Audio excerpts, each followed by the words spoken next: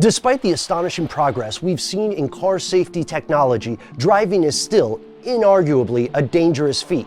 So what would happen if, instead of evolving our cars to be safer, we evolved ourselves?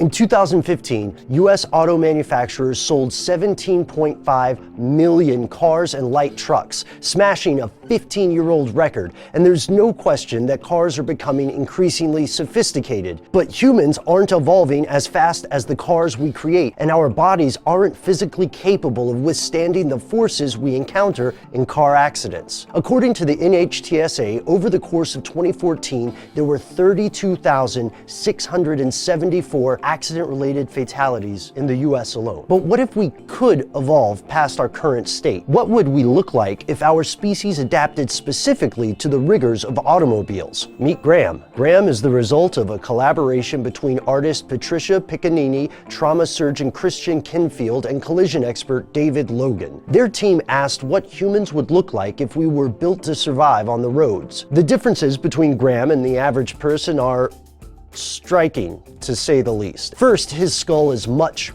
larger than average. Our brains float in cerebrospinal fluid surrounded by a skull designed to fracture and spread the force of an impact. Graham's brain is the same as ours, but it's encased in a better helmet.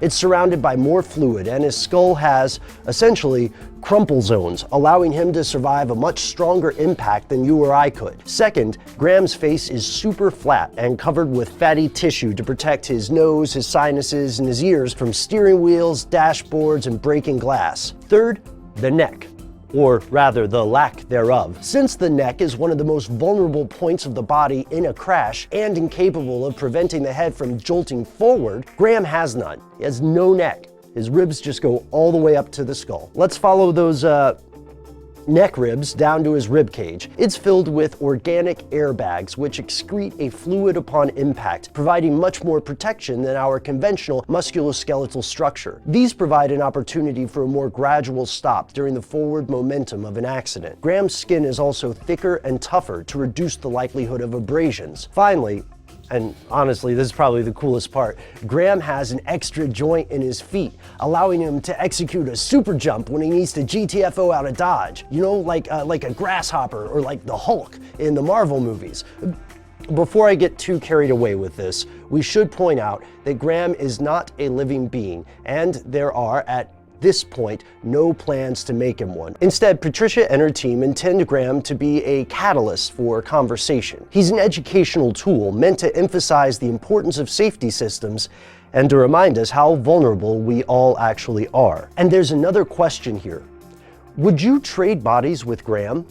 What sort of evolutionary perks would you take given the chance? I'd love to breathe underwater, for example, but I'll admit the spring-loaded jump thing is pretty cool.